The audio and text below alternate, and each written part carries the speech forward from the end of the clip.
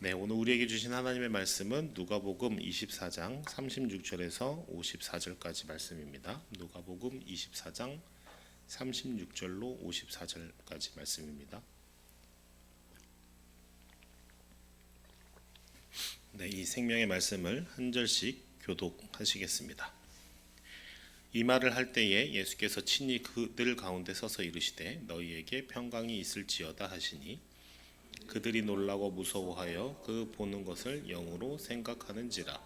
예수께서 이르시되 어찌하여 두려워하며 어찌하여 마음에 의심이 일어나느냐. 내 손과 발을 보고 나인 줄을 알라. 또 나를 만져보라. 영은 살과 뼈가 없으되 너희 보는 바와 같이 나는 있느니라. 이 말씀을 하시고 손과 발을 보이시나 그들이 너무 기쁨으로 아직도 믿지 못하고 놀랍게 여길 때에 이르시되 여기 무슨 먹을 것이 있느냐 하시니 이에 구운 생선 한 토막을 드리니 받으사 그 앞에서 잡수시더라. 또 이르시되 내가 너희와 함께 있을 때에 너희에게 말한 바 곧 모세의 율법과 선지자의 글과 시편에 나를 가리켜 기록된 모든 것이 이루어져야 하리라 한 말이 이것이라 하시고 이에 그들의 마음을 열어 성경을 깨닫게 하시고 또 이르시되 이같이 그리스도가 고난을 받고 제3일에 죽은 자 가운데서 살아날 것과 또 그의 이름으로 죄사함을 받게 하는 회개가 예루살렘에서 시작하여 모든 족속에게 전파될 것이 기록되었으니 너희는 이 모든 일의 증인이라. 볼지어다 내가 내 아버지께서 약속하신 것을 너희에게 보내리니 너희는 위로부터 능력으로 입혀질 때까지 이 성에 머물라 하시니라. 예수께서 그들을 데리고 베다니 앞까지 나가사 손을 들어 그들에게 축복하시더니 축복하실 때에 그들을 떠나 하늘로 올려지시니 그들이 그에게 경배하고 큰 기쁨으로 예루살렘에 돌아가 늘 성전에서 하나님을 찬송하니라. 아멘. 네.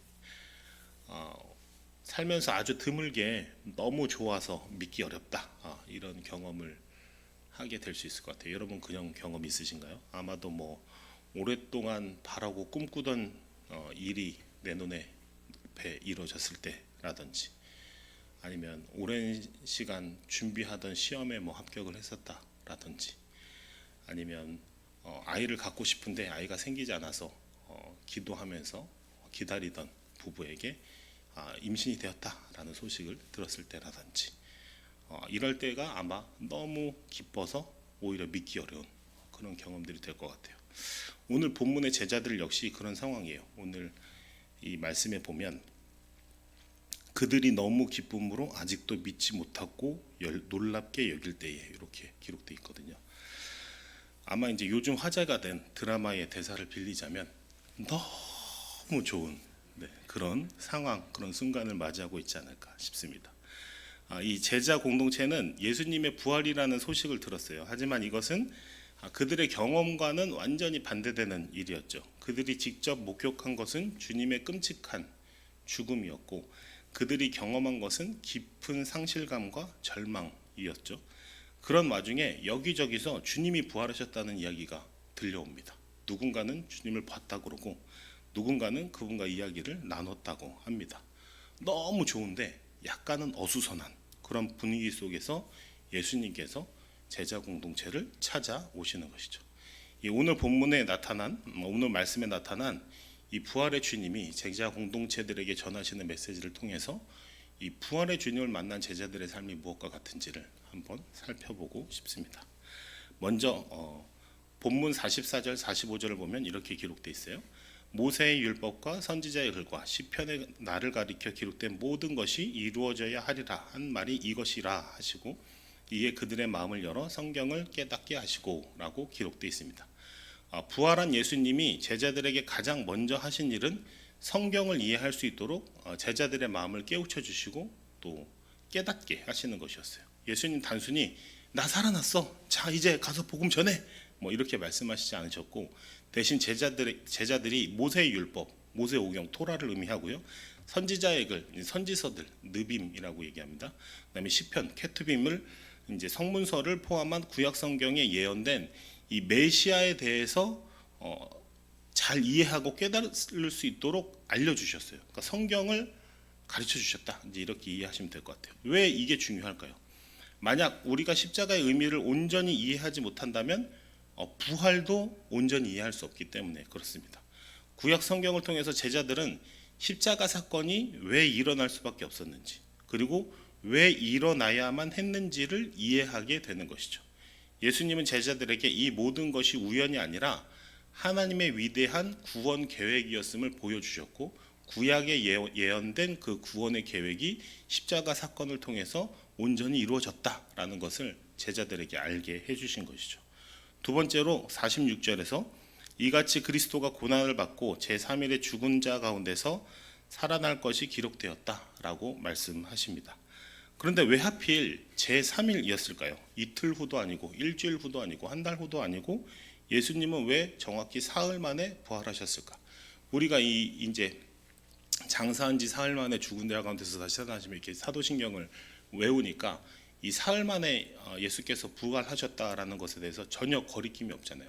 그리고 너무 익숙하고 그냥 그런가 보지. 뭐 하루는 좀 쉬시고 그 다음 날부터 이제 부활하셔서 다시 사역을 하셨나 보다. 뭐 이렇게 생각하진 않으시겠죠. 네. 근데 이 구약의 이 사흘 만에 부활하셨다라는 것은 사실 이 구약의 절기와 깊은 관련이 있어요. 예수님이 돌아가신 날이 절기상 유월절이었거든요. 그러니까 유월절은 유대력에서 정월에 있는, 그러니까 1월에 있는 날이에요. 니산월 14일 이 이제 유월절로 딱 고정돼 있는 날이고, 그럼 유월절 다음 날부터 뭐냐? 무교절이에요. 7일 동안 무교절, 무교병을 먹는 날. 그래서 유월절을 지내고 그 다음 날부터 7일 동안 무교절을 지내면서 이제 출애굽을 기념하는 거죠.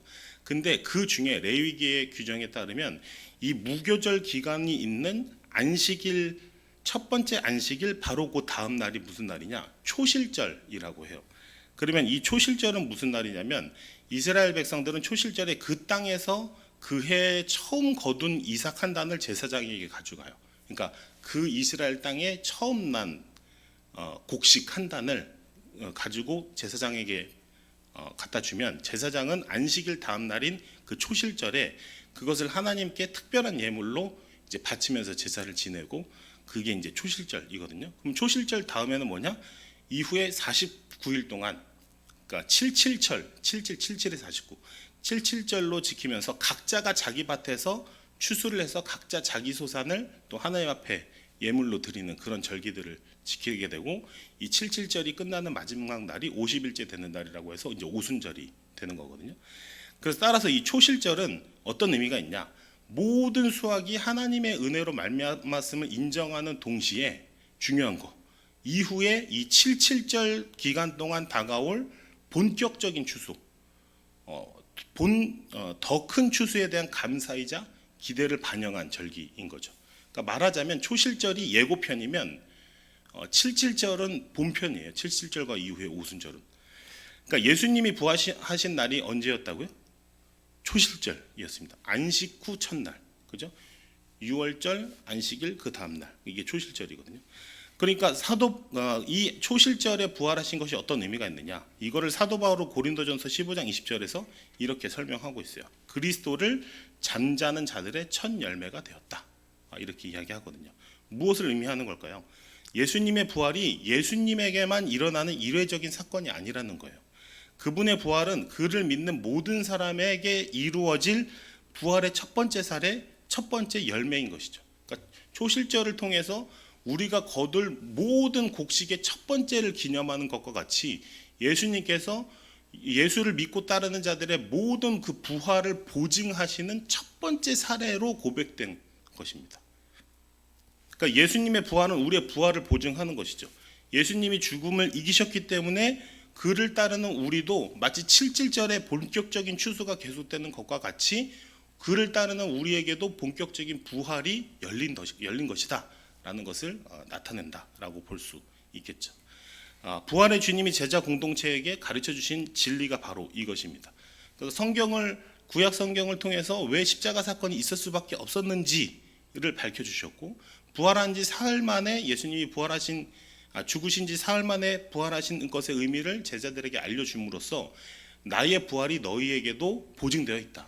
너희의 부활이 본격적인 열매이다, 본 게임이다. 이거를 이제 말씀해 주시는 거죠.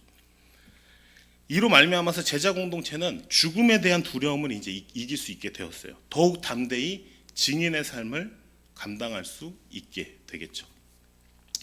마지막으로 47절에서 이 부활의 주님이 또 제자들에게 알려주신 것이 이것인데, 그의 이름으로 죄사함을 받게 하는 회개가 예루살렘에서 시작하여 모든 족속에게 전파될 것이 기록되었다라고 말씀하십니다.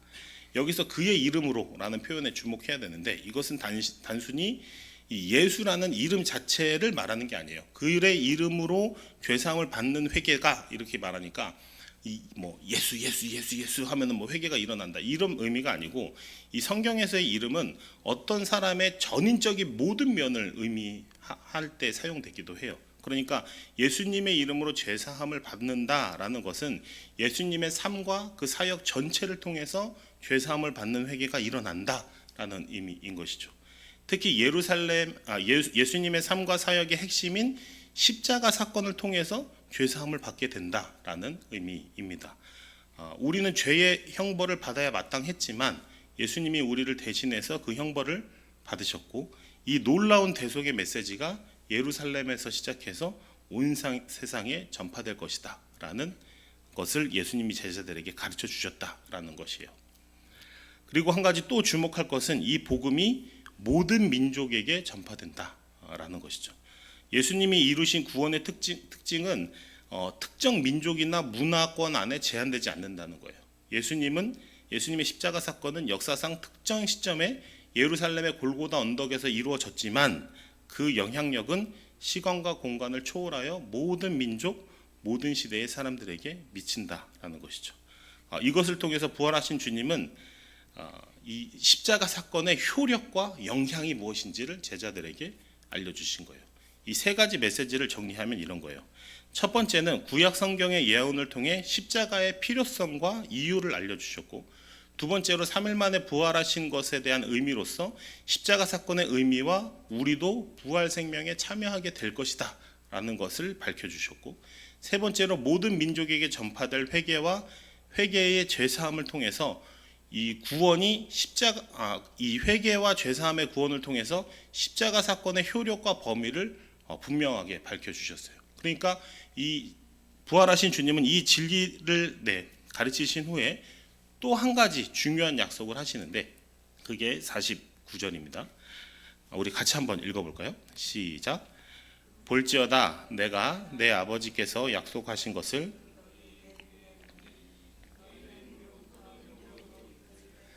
이 성에 머물라 라고 말씀하십니다.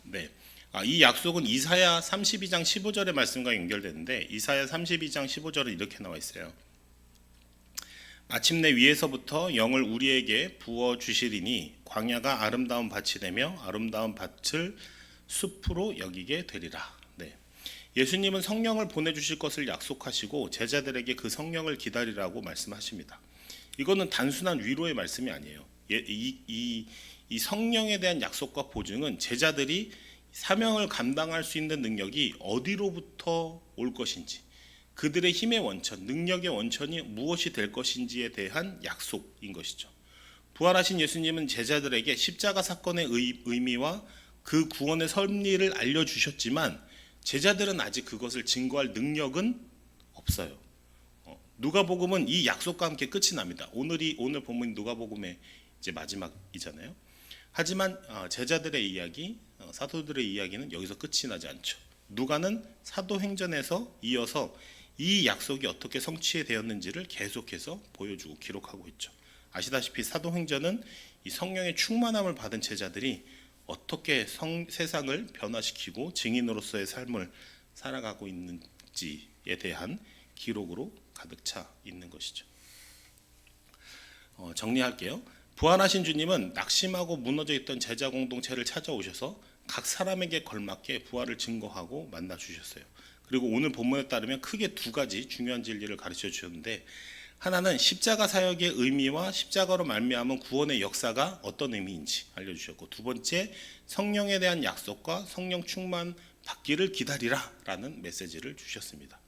주님의 부활 이후 제자들은 비로소 사도로서 증인으로서의 사명을 감당할 수 있게 된 것이죠. 그 전까지는 어땠어요? 서로 높은 자리를 차지하겠다라고 막 싸우고, 그죠? 예수님의 죽음 앞에서는 뿔뿔이 흩어지고 자기 자신을 보존하기에 급급하던, 어떻게 보면 참 안타까운 그런 제자들의 모습이었죠. 그러던 자들이 부활의 주님을 만난 이후에는 십자가의 의미와 부활의 첫 열매 되신 주님 이후에 자신들도 부활의 증인이 될 것이다 라는 것을 깨닫게 되고, 성령의 충만함을 힘입어서 능력으로 세상에 그리스도의 증인으로 살아갈 수 있게 되었던 것이죠. 여러분에게 한 가지 질문을 드리고 도전하고 싶습니다. 여러분이 만난 주님은 부활의 주님입니까? 아니면 부활 이전의 주님입니까? 만약 우리가 만난 주님이 부활의 주님이라면 우리의 삶은 달라질 수밖에 없을 거예요. 우리가 만난 주님이 부활의 주님이라면 우리도 부활 생명에 참여할 것에 대한 기대와 기쁨이 있을 것입니다. 죽음이 더 이상 우리의 삶의 목적지가 아니라는 것을 분명히 알게 될 것이에요. 또 우리가 만난 주님이 부활의 주님이라면 예수님의 십자가 사건이 나에게만 아니라 온 인류를 향한 유일한 복된 소식이자 구원의 길임을 확신하게 될 것입니다. 그리고 이게 우리가 증언해야 될 메시지가 되겠죠. 마지막으로 우리가 만난 주님이 부활의 주님이라면 성령의 충만함으로 증인의 삶을 살 수 있게 될 것입니다. 예수님 우리에게 성령을 약속하셨고요. 그 성령을 통해 우리는 담대히 증인의 삶을 살아갈 수 있게 되겠죠. 사랑하는 성도 여러분, 부활 이전에 무능하고 무력한 제자가 아니라 주님을 만나고 증거하는 부활의 성도로 살아가시는 오늘 되시기를 축복합니다. 네, 기도하시겠습니다. 부활의 첫 열매 되신 주님, 우리는 때로 제자들처럼 두려움과 의심 가운데 있습니다. 세상의 어려움과 고난 앞에서 흔들리고 주님의 약속을 온전히 믿지 못할 때가 있습니다. 하지만 주님께서는 제자들에게 찾아오셔서 너희에게 평강이 있을지어다 라고 말씀하셨듯이 지금 우리에게도 동일한 평강으로 임하여 주시옵소서. 성령 하나님, 주님께서 약속하신 대로 우리에게 임하셔서 우리를 위로부터 오는 능력으로 입혀주시고 우리의 광야 같은 삶이 아름다운 밭으로 변화되고 우리 마음의 황폐함이 풍성한 숲과 같이 생명력으로 넘치게 하옵소서. 우리의 연약한 가운데 역사하셔서 우리가 담대히 복음을 증거하는 사도들과 같은 삶을 살게 인도하여 주옵소서. 주님, 부활 이전의 두려움과 의심에 사로잡힌 제자들이 아니라 부활의 증인으로 변화된 제자들처럼 우리도 변화시켜 주옵소서. 우리가 만난 주님이 진정 부활의 주님이심을 매일의 삶 속에서 경험하고 선포하게 하옵소서. 우리의 일상이 부활의 능력으로 새롭게 되어 주님의 영광을 드러내는 삶이 되게 하옵소서. 이 모든 말씀을 십자가에서 우리를 위해 죽으시고 부활하신 그리스도 예수님 그 이름으로 기도합니다. 아멘.